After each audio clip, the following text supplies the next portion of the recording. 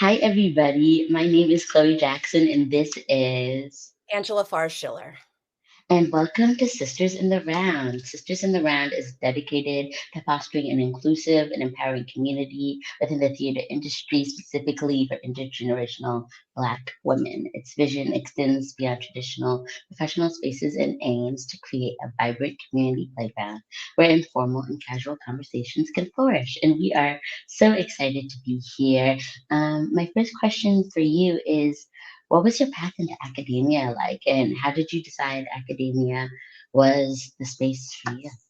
Yeah.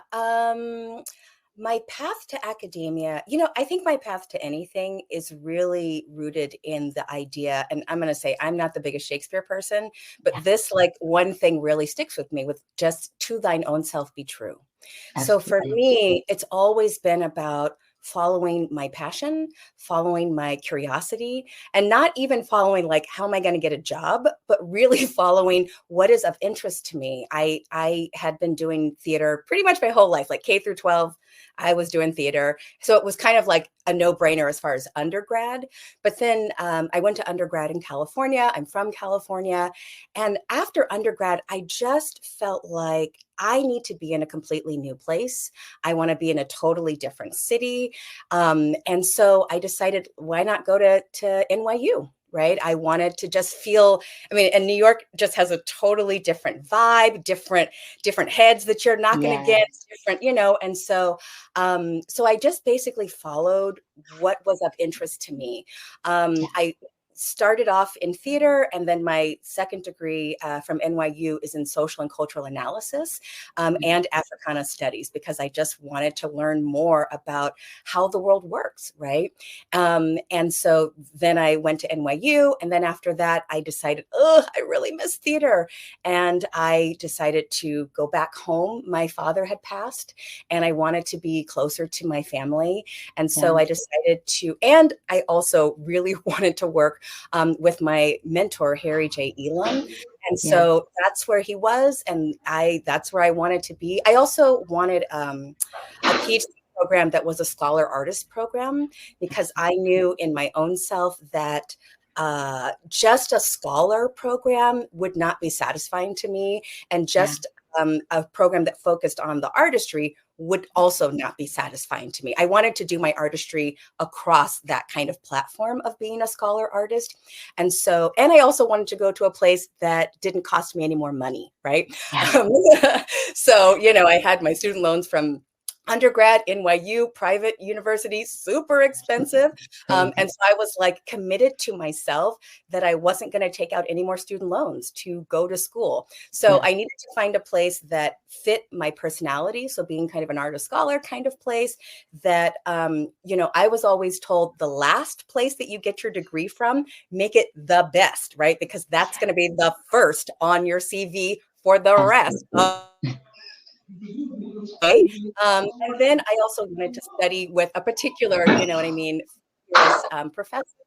Yeah. And then also Stanford was free, right? They actually paid Yes. me to go there. So I needed to make a good decision, all the way around. But what led me into academia is really my curiosity, right, for Yeah. how the world works. And I also love learning. I'm also Yeah. very interested. I'm also a very curious person. And I'm also a person who likes a lot of variety Yes. and a lot of free time. And I don't mean free time, but like time that I could more say how I want to spend that time. It wasn't Yeah. just a 9 to 5, kind of situation. And so academia really provided that. And then, leaving school, I wanted to keep that kind of time flexibility and kind of Yes. control over that. And so academia is a really wonderful place as far as being able to have a multifaceted type of career. Yeah, I love that. Thank you so much for that. I think that that combination between the artistry and the scholastic elements is something that I was really drawn to in my program at Northwestern as well. And I'm curious, while you were in school and also as you were leaving your program, how you blended the developments of your artistic interest and the developments of your scholastic interest, how you did the scholar part and the artistic part, and how you continued that blend as you entered your formal career. Yeah, I don't see them as different, actually. I think that's part of it. I don't see like it as a binary type of thing where it's like, okay, now I'm putting on my scholar hat and now I'm putting on my artist hat. For me, the for me, an artist is a scholar, right? Who uses their practice to 100%. connect the dots around what it means to be alive, what it means, to answer these kind of big philosophical questions, no different than a dissertation, right? I think about directing. Right now I'm in the process of kind of putting together my classes, and it feels like directing a semester for a group of students where we're going to start in one place and I kind of am curating the experience so that they end up potentially in another place, right? And hopefully that place is a place of growth, for them. But I think about everything that I do as on the same platform, right? So for me, I also kind of think that an artist scholar is a little bit of an oxymoron, because I do think that an artist is a scholar, right? Maybe different than how someone might define an entertainer, right? Who might be like, well, I'm just here to entertain. I'm just here to hold that attention, right? But the artist, for me, is the person who holds the attention and does something with that. So for me, everything that I do, whether that's, publishing in very kind of more traditional realms, like right now I'm getting ready to co-chair the American Society for Theater Research conference that will be in Seattle. And for me, it feels just like directing a show, right? I'm thinking about the experience of the audience. I'm thinking about, curating what is the vision for the work, right? And how do we create a space that enables that to be able to flow, that kind of energy to be able to flow?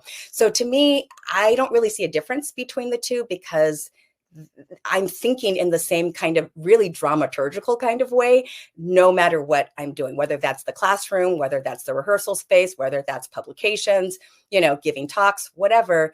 It's the same kind of process for me. I love that. I think that way that we think is like something that's so intrinsic to like developing the the PhD process, developing your artistic process, like just honing the way you think and sharing it with the world. And Yeah. I'm wondering, as you were thinking about leaving the PhD program, how your journey was crafted and how that experience was for you. Did you know that you wanted to go into academia per se? How did you combine those passions that you have that are all one thing into this very segmented, like binary presenting world of academia versus artistry that I think is kind of presented to us as theater PhD people? And how did that influence your path into Kennesaw and then into ArtsBridge Foundation? I would love to hear about Yeah. So I think part of it is my training, because Stanford is an artist scholar program. So everything is always already intertwined in that kind of way. So in getting the PhD, you also do the coursework for an MFA in directing, right? So you're that. Wow. always thinking in that kind of way. So for me, I feel like it's really a part of my training. And then I have a mentor who he's an artist scholar himself, right? He, is currently president of a university. He also works as a director. He's also a very, prominent scholar. So I had a lot of modeling for being able to do this. I also think that a lot of programs that I applied to, and I think a lot of programs, period, they are looking for people who are multi-hyphenate, right? They are looking for scholars who Absolutely. can like put a name on their school by publishing, who also can direct within the season, who also might dramaturg, or Yeah. lead that kind of team, who also might lead, undergraduate research, for the students. So I think that being able to offer a lot. Now, of course, universities are going to be extracting, like crazy from you. So there's always that, like, I know I can offer a lot, but what am I actually going to give you, right? There's like that difference, right? But they're always looking for people who can do lots of different things because they have Absolutely. a finite amount of faculty members, right?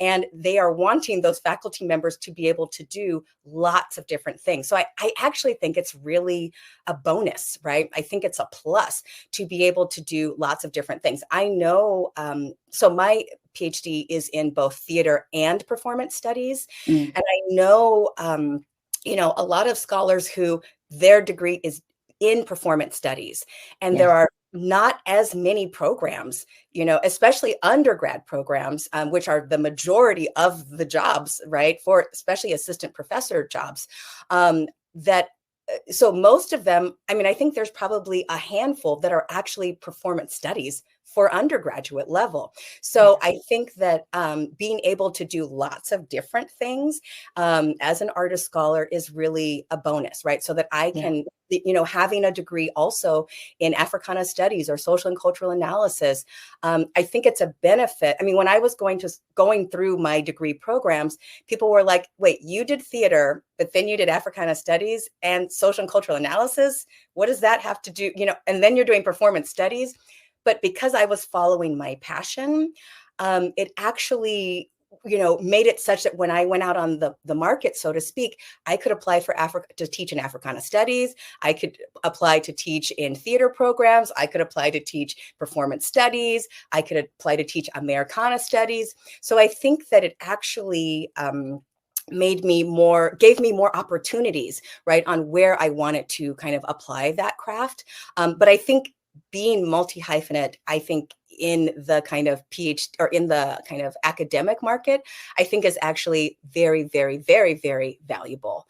And then what was your follow-up question about going to Kennesaw or? Yeah, so my question, and I'll kind of blend this with something that came up when you were just speaking. My Yeah. question was originally about your transition from completing the PhD to Kennesaw to Yes. serving as the first African American director of the arts education at the ArtsBridge Foundation. Mhm. And I'm curious about like what that journey was like and how you navigated that transition, but also to touch on something that you just said, Yeah. how you navigated the balance and what advice you would give for someone who has all these multi-hyphenate interests as they're trying to navigate entering that space and doing that transition where you want to follow your passion but also you want to have a job, and so how you balance how you balance those things to create this beautiful path that you went down while also being fiercely dedicated to what you love.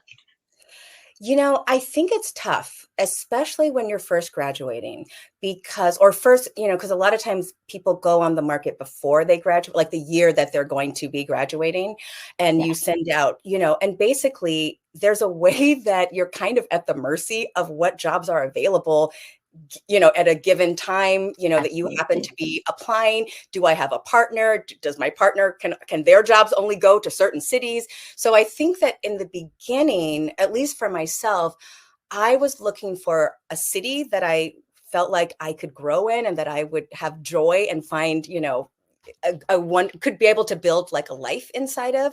So I definitely didn't want to be in a place that was like North Dakota or, there were just certain places that just didn't really call to my spirit. I'll say that.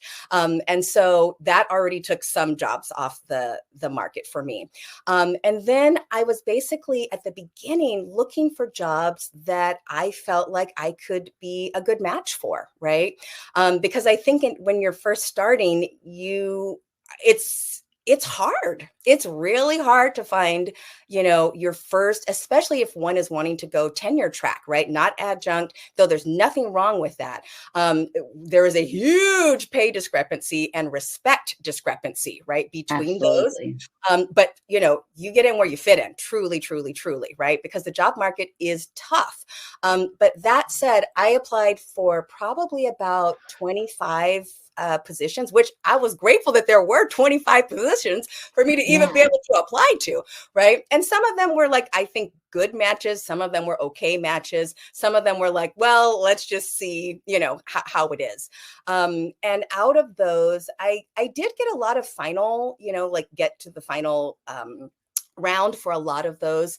And then at the end, why I chose to go to Kennesaw was because, one, I wanted to be in Atlanta. This felt like a beautiful place, for me to go and Yeah. to grow. I also, when I went for the interview, I loved the students. I Yeah. just loved these students. My training, there's a lot of expectation where I went to school to go to places that are equivalent to where I went to school, right? So they're like, we're looking at you to go to Harvard. We're looking at you to go teach at Yale. And I felt like the people I saw going to those places were really burnt out. I didn't see them having a lot of joy. I felt them under the oppression of getting tenure, Yeah. and so for me, I was like, I don't know if that's really what I want. And my mentor was basically like, you should go where it calls you, if that's a community college, if that's, wherever. I knew I wanted to go into teaching. I knew I wanted to go on to be a professor. Because I definitely like that lifestyle, you know what I mean? That Yeah. flexibility. I like having the time off. I like having more control over my time, and that's Absolutely. and more autonomy. But that said, Kennesaw fit in a lot of different ways because it also was performance studies, right? And so I got an opportunity at an undergraduate level to teach, performance studies. I also was able to be the resident dramaturg. I also was the coordinator for undergraduate research. So it was like hitting all the bells of what like excited me, as far as being in academia. And I loved, being able to do that. Part of the reason why I left Kennesaw is because it became it is a predominantly white institution, and it became a very hostile environment for me. And I know other Black women that are and were there. I was very, very blessed to be, and still am, a part of a sister circle of Black women. It was kind of split into two parts. One was pre-tenure and one was tenure. And so we came together, I don't know, every other week, to come together just to talk, just to fellowship with each other. And what I saw was like a lot of Black women who were really hurting in academia. I mean, I'll also be honest. Yeah. I don't know a lot of other Black women in academia who are, and not just Black women, I'll just say people in academia who are particularly happy in the conditions in which they are working, right? Either it's that the money isn't good, or the situation as far as like the administration isn't so great, or we have this amazing mission, but we don't really follow it, all kinds of things like that, or just overburdened, right? Because that is also part of the trap of academia, is that there's a lot of unpaid labor, right? That happens, a lot of unpaid labor. And A so lot. that is just expected as a part of getting tenure. So if you don't do those Yeah. things, you're not going to be getting tenure, right? Unless, I don't know, some magical kind of situation happens. And so I think that at Kennesaw, it really got to a place for me that it became untenable. And I even had to file a Title IX suit, right? And so it became a place that I loved. Oh my gosh, I loved that job, right? I loved these students. I'm still, in relationship with my students today. But that said, the working environment, it just was too much. I mean, I bet almost every single faculty member in my department had been in my office crying, right? Because, coming to me as like the Black faculty member, what do we do? Can you come and talk in my class? And, all of these kinds of things. And the answer is no, right? And then, Yeah. lots of tears, lots of, or trying to help to my own detriment, where I'm trying to juggle my things and I'm trying to juggle other people's things to kind of help them out, because we're colleagues, But I think that it just became a place that I didn't feel good about going to anymore. And I didn't feel supported as a Black woman. And yeah. And so I just decided that I needed to do something else. The great thing about being multi-hyphenate is that I don't have to just be in academia. I can work, I can work in theater. I can work in all different kinds of ways. I could work as a consultant. I can work. And so that's why I also think it's really smart to be able to have a lot of tricks in your bag, right? Because you just never know when you're going to need to call on those things. And so I saw the job ad for the director of arts education, and I thought, this is definitely in my wheelhouse. And it's, I also, one of the things I love about being in academia is I love being of service. I love being of service to my students. Like that is something that Absolutely. like nourishes me like no other. And so this was also a job that allowed me to do that on a statewide level, right? So we didn't just serve, Atlanta or the Atlanta metro area. We served the entire state of Georgia, right? We would have programs that, served 10,000 students, in per year. And so I really liked the idea of being able to serve at that kind of level. And so I think I was there for about 2 years. And I will say the challenge is that it was a nonprofit. And there's like all the things, about being at a nonprofit and not being supported in like structurally, right? In the ways that you need to in order to meet the expectations of your board, right? So the board is like, we want this, we have this vision. And it's like, great, I want that, let's do that. But then the support was not there. So that made the job, 1 year feel like 5 years because of the ways that you had to twist yourself into a pretzel to get things done at the level that I wanted to get things done. You know what I mean? Absolutely. So it was a really wonderful job. It really gave me the confidence to know that I don't have to tie my boat to just one dock, right? I can work here, I can work there. I feel like I learned a lot about who I was, what I'm interested in.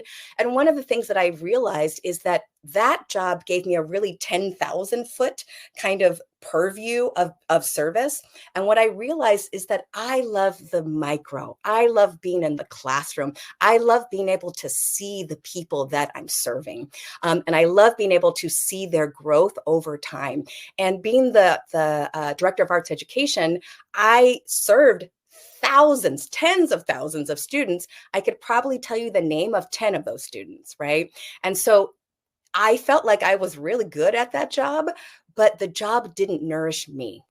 But I nourished that job, like the heck out of that job, but I didn't feel nourished. And so I would feel really depleted after, hello, I would feel really depleted, coming home from work.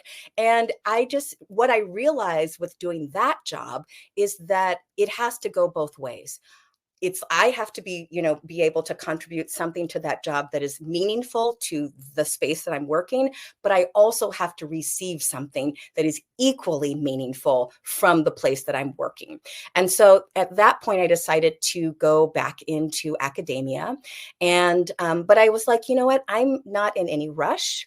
I'm not in any kind of desperate kind of situation. It's not like, oh, I'm graduating, so the clock is ticking and I need to find something before I graduate or something of that kind of ilk.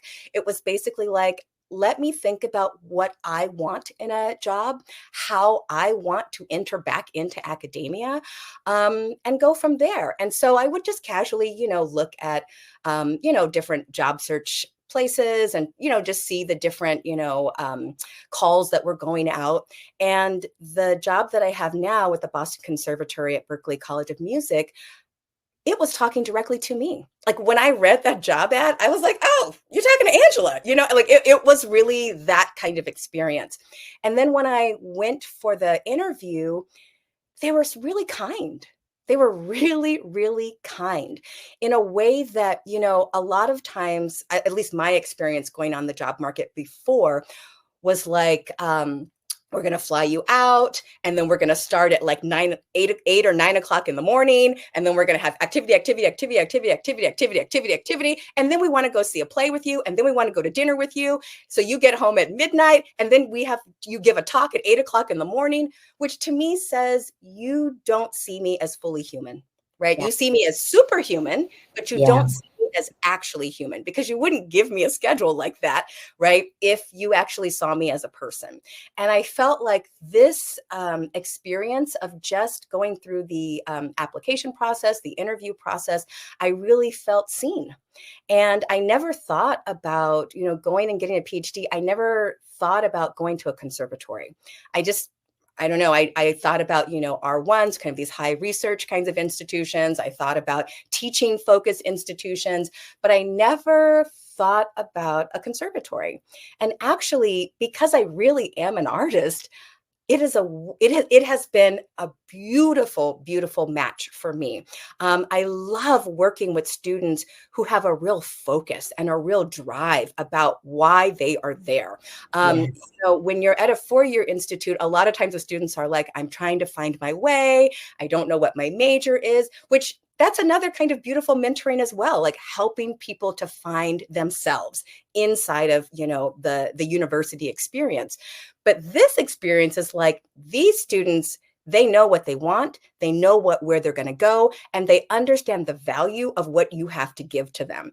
And they are like amazing to be able to teach. So it's a real joy, right, to be able to teach in this kind of conservatory way. I also was able to come in as an associate professor. I also am able to work in our Africana Studies division, which I also obviously like that is like a match upon match for me, and what I enjoy and how I enjoy teaching and what I enjoy teaching. And so it's just been a really well-rounded, kind of match. And they also pay very well. So, that also means a lot, because I know a lot of Absolutely. academics who are not paid well, but who are asked a lot of, and feeling like, oh, well, I really want to get tenure, so I'm going to stick it out, or I'm going to, kind of thing. And so I appreciate being valued on a lot of different levels. And financial is definitely one of those. I love that so much. There are so many gems in what you just said. I'm thinking a lot about the way in which like we set these boundaries so that we can do what we want, and the way in which like saying a hard no might open an even greater yes. And I heard a lot of that in this journey, and I'm wondering how, as you are doing the artistic elements in all of your positions, how you knew what project was right for you, how as a student and further on in your career you're finding productions to work on to continue to hone your craft as a dramaturg and as a director, and how you might recommend multi-hyphenate students know what projects to say yes to so that we're not overwhelmed, we're not overworked like we sometimes are in academia, but we get to Mhm. do our passions. Would love to hear you talk about that and your Yeah, artistry generally. yeah. I guess I would say not putting boundaries on myself, right? One of the things I love about being a dramaturg is that you get a chance to work in any way you want to be able to work, right? It's not just about being attached to a production, which that is one way of working as a dramaturg, right? But I am also, taking projects where I just took one this last summer with the Boston Symphony Orchestra. They're doing a concert version of Ragtime the Musical, and they asked me to come and give an opening night talk.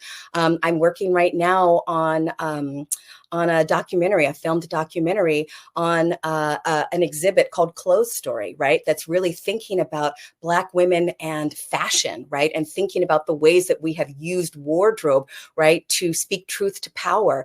I have worked on, publications where I'm in the classroom and I don't see certain things, right? When I go to my bookshelf, I can't take certain things off because these books don't exist. So let's work on putting that together. So to me, I think, it's important to not limit what the artistry can look like and what shape the artistry can take.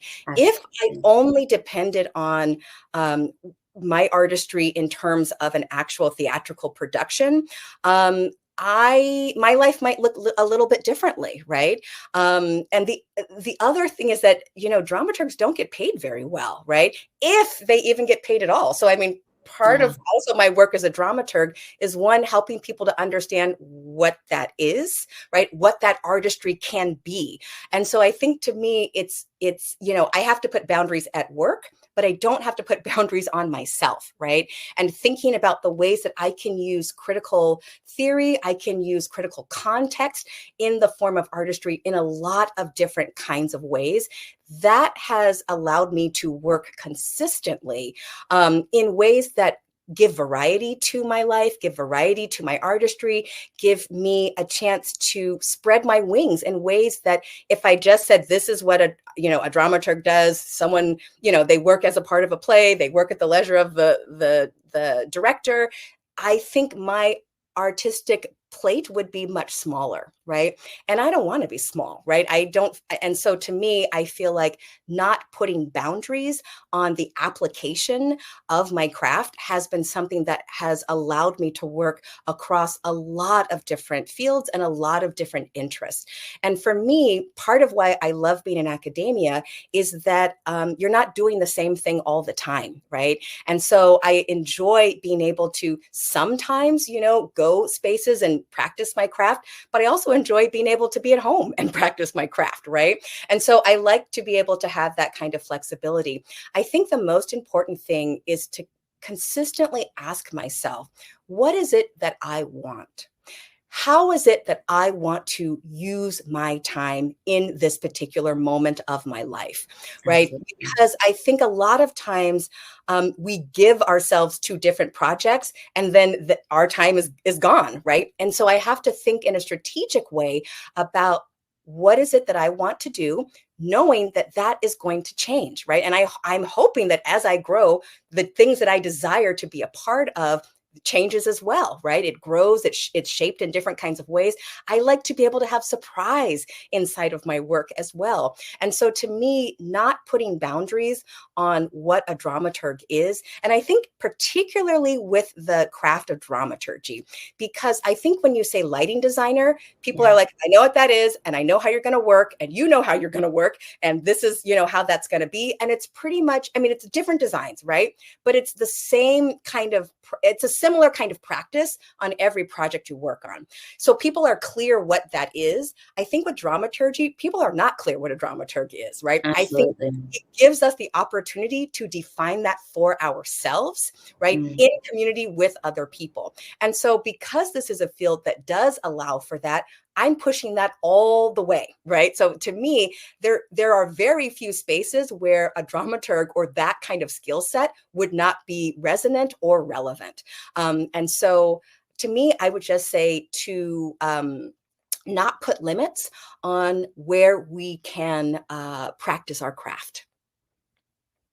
I love that. I'm so grateful for all of those nuggets of wisdom, and I think especially as you talked about growing with the craft, shaping the craft to what's needed at the time. I'm curious, kind of as we move to the close, what you wish you had known at the beginning of your scholar artist journey as you're beginning your formative education, to like Black women who are trying to navigate these arenas, what you wish you had known that was information you could grow with, or what you would want a previous version of yourself who was just starting out in being a scholar artist and being a multi-hyphenate to know as we work to navigate these arenas, particularly as Black women. Yeah, what I would say is I'm not at the mercy of other people's desires of me, right? I think, the process of even graduating and applying for jobs, it can feel like, pick me, pick me. You know what I mean? Like I'm putting so much out in this direction and hoping that somebody is going to choose me to come in for an interview or whatever, right? And though that is, a dynamic that is definitely, I cannot say that doesn't exist. But I think that knowing that I actually have more power, right, to shape what I'm going to choose to give, right? just because people ask for it doesn't mean I'm going to give it, right? And I might give it in the way that you think I'm giving you that, but I'm actually giving you what I want you to have, right? Yes. And so I think being able to understand my own power, right, inside of the situations, and that if I'm in a situation that does not serve me, I do not need to stay in that place. I'm not trapped, right? Just because the demographic dynamics are like, one job, 100 people apply, doesn't mean I'm not going to be that one person who gets that job, right? Because somebody's got to get that job. And so I just feel like, I think when I was younger in my craft, I felt like, or in my journey, like I was grateful, like, oh, I'm so grateful to have this job. I'm grateful to, be able to get my foot in the door. And I was grateful, to be able to get my foot in the door. But that doesn't mean I have to accept whatever happens on the other side of that door, right? I love, when I was at OSF, I saw, a performance, based on the life of August Wilson. And I believe this quote this is not an exact quote, but it's something to the effect that anything is not better than nothing. Right. So that sense of like, well, I'll just take anything to be able to be inside of this space, or to be able to get that first tenure track job, or to be able to get, that job as a dramaturg, or, whatever those things are. What I have found is the more true I am to myself, right, the more things gravitate actually towards me, right? I don't have to beat down those doors. Those doors open naturally for me. And I want to do what's for me, right? So that's why I also will say that, in thinking about going out on the job market, I understand I'm not in competition with anybody but myself, right? The job that is for me, it is for me. And I'm going to get that job because it is for me. And the jobs that I don't get, I'm grateful, right? Because they weren't for me, and they probably wouldn't have been a good fit for me. So my feeling is that I'm always in the place I'm supposed to be. My job is to be true to myself, to be able to understand what is it that I'm wanting, or I'm needing, or who am I in this phase of my life, right? That's my job that I keep doing, hopefully until the day I go into the grave, right? That I'm going to keep growing and learning about who I am, what kind of artist I am. And then when the projects come to me, I will automatically feel like excited, because that's the project I want to work on. So that's the other thing, is I don't really work on any projects that I don't feel excited about. And I'm not going to go into a scarcity mindset, right? Like in my younger days, I did feel that kind of scarcity of like, I got to take this. I got to take this opportunity, in order to build or to grow. And what I understand now is that I don't. Right. And if I work on projects that actually speak to me, right, like on an emotional, visceral kind of level, and I know that when I hear the pitch for the project, it's like, I want to be a part of that. Right. When I do that, I actually can show up as my best, most fullest, most engaged self, instead of like, it's time to go to rehearsal now. I really don't want to go. I'd rather be at home, but I'm going to go because I committed to doing this. They're not getting my best self. Right. The projects that I feel most like enlivened by, the projects that I feel like, yes, right, when I read them, when I see them, when I hear the pitch, when I see who's working on it, those are the projects that actually bring me the most amount of joy. And because I know that my time on this planet is finite, right, I'm about doing the projects that bring me joy, right? Because, why spend time? Because, in theater, it's so time consuming. I often think both academia and theater are very greedy fields, right? They will take all the time that you are willing to give to them and then ask for more, as if you didn't just give all the time to them. And so to me, if I'm going to work on a project in that kind of way, it needs to be something that brings me joy, something that brings me fulfillment, and working with people that do the same. Dr. Angela Farr Schiller, this has been so impactful. I can't put into words how touched I feel, how held I feel by these reminders. And I just want to thank you so much for your time, for the opportunity to speak with you, and for the reminder that we should be in constant pursuit of what makes our hearts sing above what's demanded of us. Thank Yeah, y'all so much. it will be demanded. Absolutely. It And will. my absolute honor. And I'm so glad that this podcast exists. I'm so glad and grateful for the work that you all are doing. And I'm so glad to be in your company today and like, ooh, excited to see, what's going to be coming next. Exactly. Likewise, likewise. Thank y'all so much for tuning in to Sisters in the Round, and bye. Bye.